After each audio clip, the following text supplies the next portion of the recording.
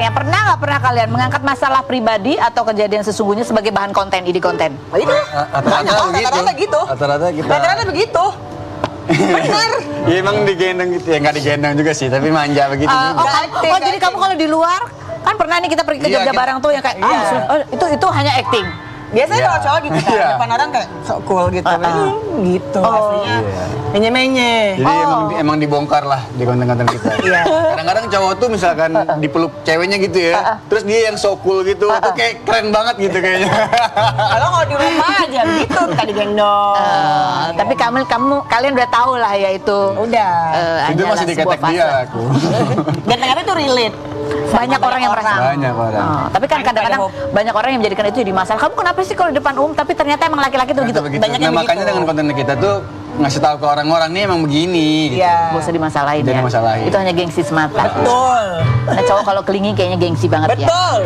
Oke, kalau yang berantem pernah nggak? Pernah kalian berantem sama pasangan sampai ya udah pergi dari rumah. Oke, aku pergi dulu ya gitu. Aku mau menjauh dulu, aku mau me time dulu.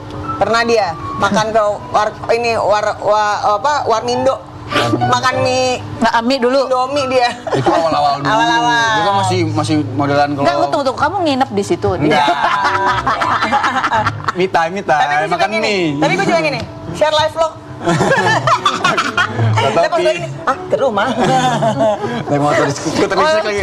Jadi kalau berantem, udah aku pergi dulu gitu. Itu awal-awal. Biasa namanya masih pengenalan kan. Kita masih saling mencari tahu gimana tuh, maksudnya menghadapi dia gimana. Kalau selama udah tiap hari kita. Kalau ngambek paling pindah main game, ruang game. Gue masih bisa ngintip, ada dia. Enggak, itu karena jadi jarang juga. Itu atau karena kamu nggak berani lagi keluar rumah kalau habis berantem? Disuruh tidur di luar kan? Ada konten di luar. Tidur di luar. Itu pernah. Ada konten kita ada konten. Nggak pernah. Maksudnya itu yang lucu-lucuan aja. Pernah nggak kalian ini ngelarang pasangan ambil job syuting karena ada lawan main yang kalian nggak suka? Bukan ke lawan main ya, lebih ke cerita sama mungkin ada adegan-adegan yang kita udah punya kesepakatan. Ya. Kalian berdua tipe yang kayak gitu? Aku pikir kalian berdua ada tipe yang santai gitu. Enggak. Oh, iya. Maksudnya kayak ya ada batasan-batasan dalam berakting lah gitu kan. Kadang-kadang berakting juga nggak harus selalu seperti itu kan, juga masih ada rezeki yang lain gitu. Jadi paling lebih ke situ sih. Jadi ini makanya kalian udah pilih-pilih banget ini kalau ngambil tawaran-tawaran syuting. Lebih. Sekarang udah di rumah enaknya bikin konten aja. Oh, jadi lebih menikmati itu bikin konten. Gitu. Kena enaknya. Jadi akhirnya kita sebenarnya kan bikin konten itu awal iseng.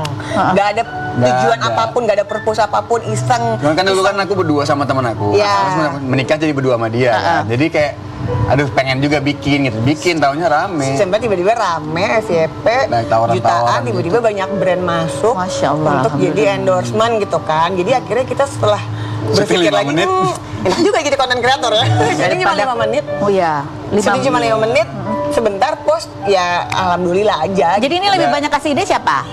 Aku dia mah nggak ada ide, dia mah kosong ini. Kita pas aja. Kita kosong.